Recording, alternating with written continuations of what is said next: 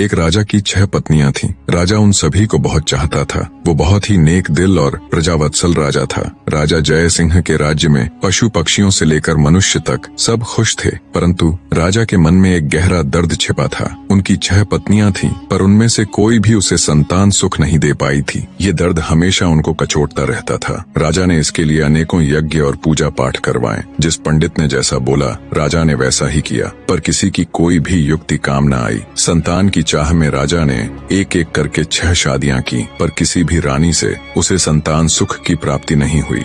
एक दिन राजा जय सिंह शिकार के लिए जंगल गए। वहाँ एक मृग का पीछा करते करते वो जंगल में दूर तक निकल गए। मृग तो भाग निकला, पर अब राजा भूख और प्यास से व्याकुल हो गया। तभी राजा के कानों में पानी के बहने की ध्वनि पड़ी। ध्वनि सुनते ही राजा की जान में जान आई। सोचा, जरूर आसपास ही कोई पानी का झरना है। भूख न सही, कम से कम प्यास तो मिटेगी। राजा ने ध्वनि की दिशा में तेजी से अपना घोड़ा दौड़ा दिया। जल्द ही राजा की आंखों के सामने एक बड़ा झरना था, पर जब राजा झरने के पास गया, तभी उसके कानों में एक स्त्री की आवाज पड़ी। अंधे है क्या? दिखाई नहीं देता एक लड़की स्नान कर रही है। भूख प्यास से व्याकुल राजा ने उस तरफ तो ध्यान ही नहीं दिया था। लड़की की आवाज सुन राजा चौंक गया। उसने तुरंत अपना मुंह फेर लिया और बोला, क्षमा करे देवी, मैं इस जंगल में बहुत देर से भूखा प्यासा भटक रहा हूँ, जिससे विचलित होने के कारण मैं आपको देख नहीं पाया। इतना कह राजा मुंह फेरे ही वहाँ से कुछ दूर चलकर खड़ा हो गया। कुछ ही पलों में वह लड़की स्नान से निवृत्त होकर राजा के पास आई। उसने सूखे वस्त्र धारण किए थे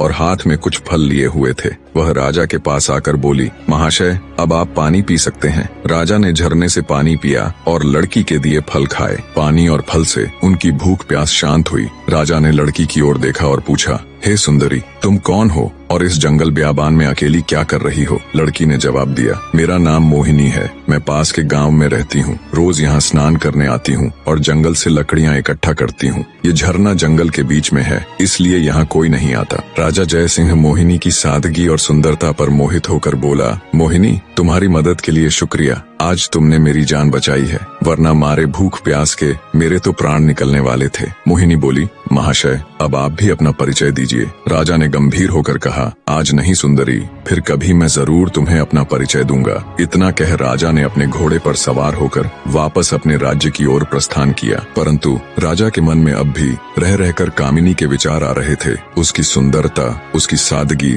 उसकी मधुर आवाज, सब कुछ राजा के मन में गहराई तक उतर गया था। महल में लौटने के बाद भी राजा के मन में वो ही सब चल रहा था। राजा को समझ नहीं आ रहा था कि 6 रानियों के होते हुए भी